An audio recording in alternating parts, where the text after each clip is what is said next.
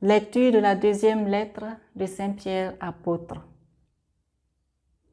Bien-aimés, ce n'est pas en ayant recours à des récits imaginaires sophistiqués que nous vous avons fait connaître la puissance et la venue de notre Seigneur Jésus-Christ, mais c'est pour avoir été les témoins oculaires de sa grandeur.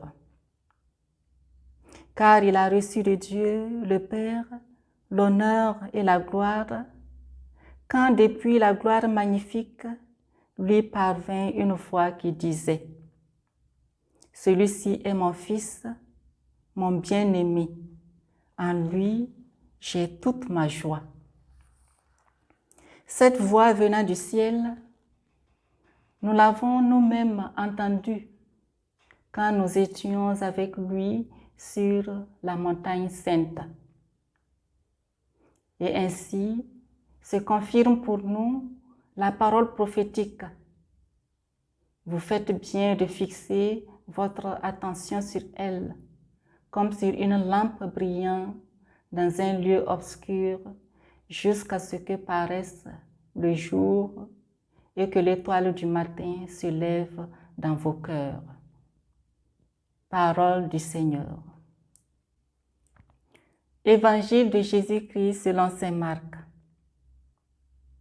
En ce temps-là, Jésus prit avec lui Pierre, Jacques et Jean, et les amenant eux seuls à l'écart sur une haute montagne. Et il fut transfiguré devant eux. Ses vêtements devinrent resplendissants d'une blancheur telle que personne sur terre ne peut obtenir une blancheur pareille. Et il leur apparut avec Moïse, et tous deux s'entretenaient avec Jésus. Pierre alors prend la parole et dit à Jésus, « Rabbi, il est bon que nous soyons ici.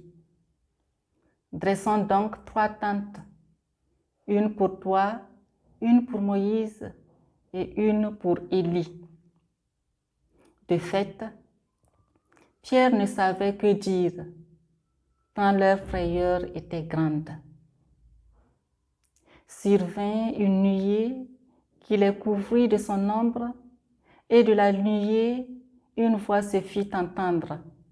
« Celui-ci est mon Fils bien-aimé, écoutez-le. » Soudain, regardant tout autour, ils ne virent plus que Jésus seul avec eux. Il descendit de la montagne, et Jésus leur ordonnant de ne raconter à personne ce qu'ils avaient vu avant que le Fils de l'homme soit ressuscité d'entre les morts. Et ils restèrent fermement attachés à cette parole, tout en se demandant entre eux ce que voulait dire ressuscité d'entre les morts.